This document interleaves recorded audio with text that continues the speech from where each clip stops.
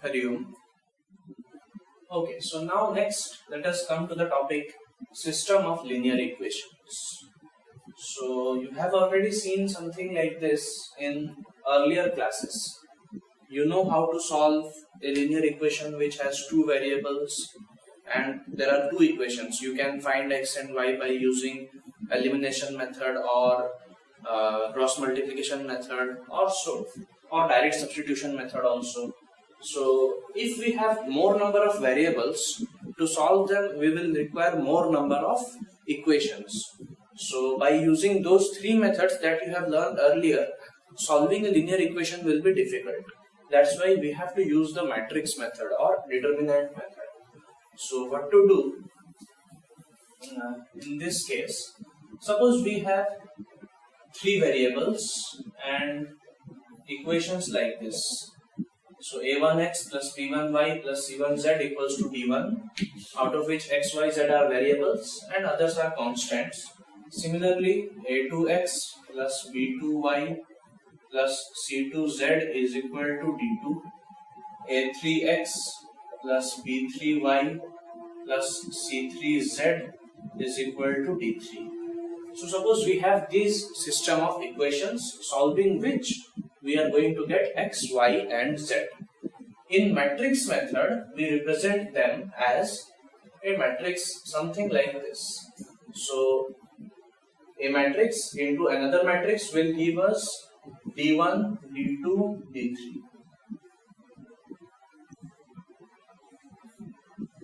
So this matrix is x, y, z, and this is the coefficient matrix. This matrix is called as coefficient matrix. And how do we write it? Write the coefficient. So a1, b1, c1, a2, b2, c2, a3, b3, c3. Alright. Now, if you can write these equations in this form, now what will be x, y, z? So x, y, z will be a1, b1, c1, a2, b2, c2, a3, b3, c3, inverse d1, d2, d3. So this matrix is in LHS. If it goes to RHS, we will have to get an inverse. So the value of x, y, z will be, you have to calculate the inverse, multiply with d1, d2, d3 to get the value of x, y, z. So before that, there is a rule called Kramer's rule. He had devised a easier way to solve these equations. Let's see how to do that. Now, the linear equations, system of linear equations are of two types. If all these constants are 0, if d1, d2 and d3 are 0, such a system is called as homogeneous system of linear equations. Alright, and if d1, d2 and d3 are not 0, then they are called as non-homogeneous. Alright, so now let's first see non-homogeneous linear equations. So non-homogeneous means d1 and d2 and d3 are not equals to 0. So d1, d2, d3 not equals to 0. So for that case, what Kramer did was, he made some determinants. He denoted D, capital D, as the determinant of the coefficients a1, b1, c1, a2, b2, c2, a3, b3, c3. This, if you find the value of this determinant, its value is capital D. Now, he had three other determinants like this, d1, d2 and d3. In d1, what he did, he replaced the first column with these constants. So d1, d2, d3, b1, b2, b3, c1, c2, c3. This is the first determinant. And d2 is, he replaced the second column with d1, d2, d3. So a1, a2, A3, D1, D2, D3, C1, C2, C3. Now in D3, to get the capital D3, he replaced the third column with D1, D2, D3. So this is A1, A2, A3, B1, B2, B3, D1, D2, D3. Alright, so solving these, now once you get the value of D, D1, D2 and D3, you can find X, Y and Z. X is D1 by D, Y is D2 by D and Z is D3 by D. Alright, so this is what Kramer formulated a way. Now from here we can get some different cases. Try to remind yourself in the case of two straight lines. So either the straight lines may intersect at a point, or they may be parallel, or they might be coincident. So means a system of linear equations might have a single unique solution, or it might have infinitely many solutions, or it might have no solution. So if a system of linear equation has no solutions, it is called as inconsistent system of linear equations. So inconsistent means no solution. If it has a solution, if it has either one solution or many solutions, it is called as consistent. It is called as consistent. Now from this formula, if D is not equal to 0, if the denominator of all these fractions is not equal to 0, then you will get some value of X, Y and Z. So you will get some solution. So that will be a unique solution. And the system will be consistent if D is not equal to 0.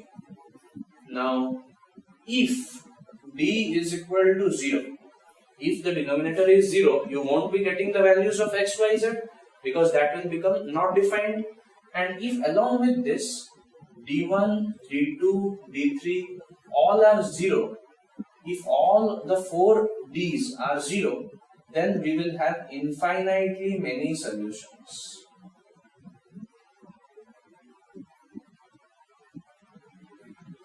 But this is not always guaranteed. We might have infinitely many solutions, we may also not have. We will see a question related to this so that it will be much more clearer. But if D is equal to 0 and any one or more of D1, D2 and D3 is not equal to 0, then we don't have any solution. So no solution. So if D is not equal to 0, then we have a unique solution. But if D is equal to 0 and any one of D1, D2, D3 or more than that is not equal to 0, then no solution. If all the 4 are 0, we cannot say. So let's replace it. Cannot be predicted.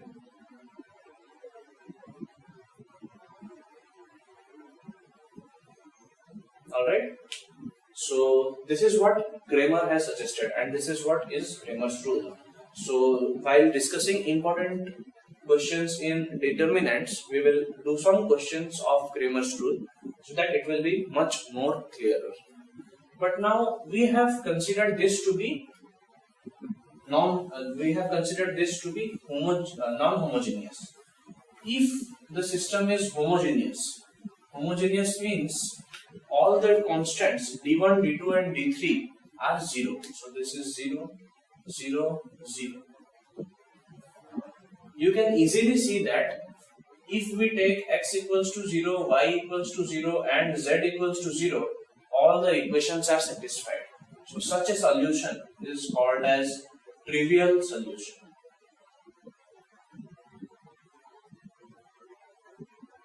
Such a solution is called as trivial solution.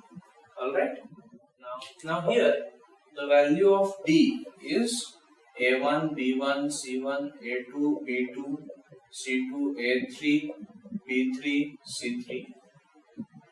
and D1 is, remind yourself of the last case. In D1 what we did, we replaced the first column with 0 0 0 with these constants. So here the constants are 0 0 0. So B1, B2, B3, C1, C2, C3. As you know, if one row or one column is 0, the value of the determinant will become 0. Similarly, D2 will also be 0 and D3 will also be 0. Alright, so here two cases arise. If D is not equal to 0, so X is 0 by D. D1 by D. D1 is 0, so 0 by D, which is equal to 0. Y is 0 by D, which is equal to 0. D2 by D. So this is D2 by D. This is D1 by D. And Z is also 0 by D, which is 0, is equal to D3 by D. So X, Y and Z are 0. And there is only one solution, and this solution is trivial solution. This happens if D is not equal to 0. But if D is equal to 0, so D1, D2 and D3 are also 0 beforehand. Now all the four are 0, so the system has infinitely many solutions.